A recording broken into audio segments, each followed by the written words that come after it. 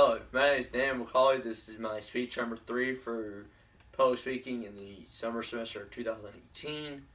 My persuasive speech is on PETA advertising and how they know nothing about farming. My audience is my mother. Hi. So, here we go. Have you ever seen a PETA advertisement that paints farmers in a bad light? They don't reference a law that protects animal welfare. They don't reference a science that helps take care of animals called animal husbandry.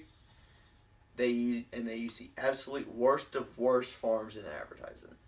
Me personally, I come from a 5th generation farming family here in Iredell County, my father's side, and on my mother's side, I come from a 3rd generation farming family in Illinois.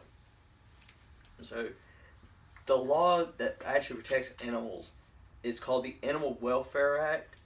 According to the United States Department of Agriculture, the law was first signed in 1966, with revisions in 1970, 1976, 1985, 1990, 2002, 2007, 2008, and as recently as 2013.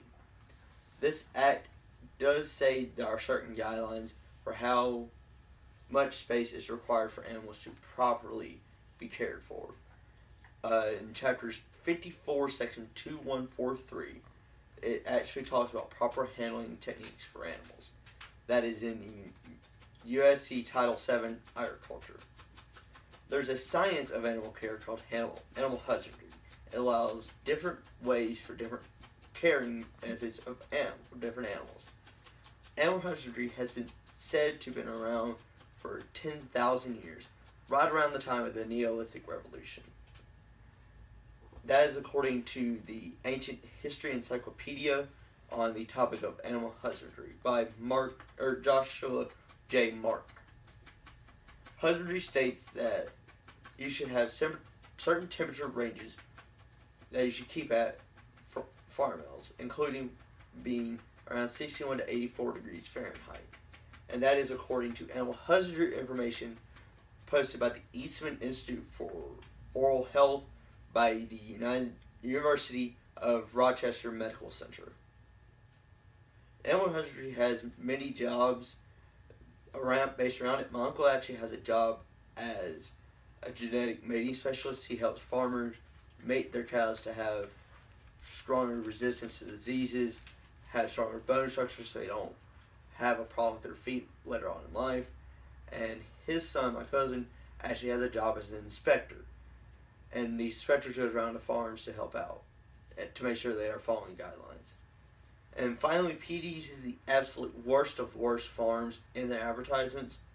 One in particular I saw in the dairy industry by PETA had cows up to their hocks, which is the knee on their back legs up to manure. I have personally never seen a farm that bad.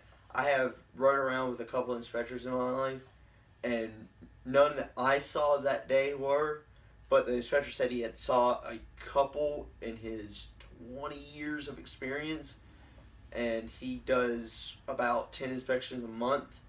So 2 in 20 years, that's 120 a year.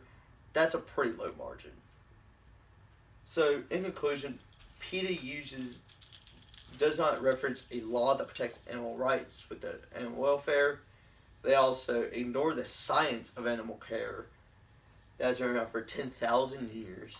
And finally, they use the absolute worst of worst farms in their advertisements. So, I hope you use this information I've given you to, next time you see a PETA advertisement, be like, wait, where did they actually get that information? And do some research. See if you can go to a farm and see how they take care of their animals before you have an opinion on farmers. Thank you. Bye.